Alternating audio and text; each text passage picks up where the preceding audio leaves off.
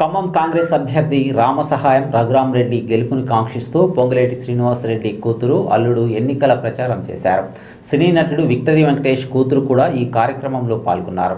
ఈ సందర్భంగా జరిగిన ఆత్మీయ సమావేశంలో వారు పాల్గొని మాట్లాడారు. రఘురామరెడ్డి గెలుపుకు పార్టీ నాయకులు కార్యకర్తలు కలిసికట్టుగా పనిచేసి గెలిపించాలని వారు కోరారు.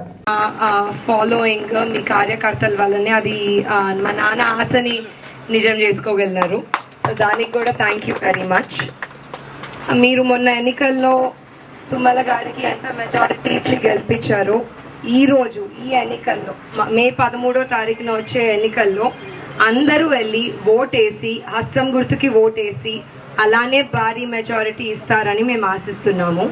ఎట్టి పరిస్థితుల్లో మీరు వెళ్ళడమే కాదు, కార్యకర్తల్లాగా మనం ఎట్లయినా వెళ్తాము, కానీ మీరు వెళ్ళడమే కాదు మీతో పాటు ఒక 10 మందికి చెప్పాలి మనకి కాంగ్రెస్ ఎందుకు మంచిది, మనకి రఘురామరెడ్డి గారు ఎందుకు మంచోళ్ళు అనేది.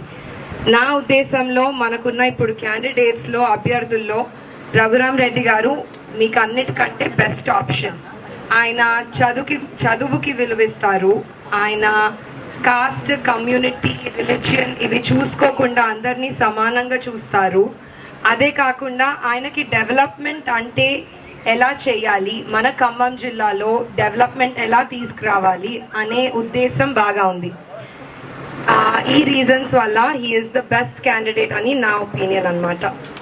సో నేను మిమ్మల్ని కోరుకునేది ఒకటే, మే 13 నాడు మీరు వెళ్తున్నప్పుడు మీతో పాటు ఒక 10 మందిని తీసుకెళ్ళి బ్యాలెట్లో ఈవీఎంలో 3వ నంబర్ మీద ఒత్తించి కాంగ్రెస్ పార్టీని మరియు రఘురామరెడ్డి గారికి భారీ మెజారిటీతో గెలిపించాలి.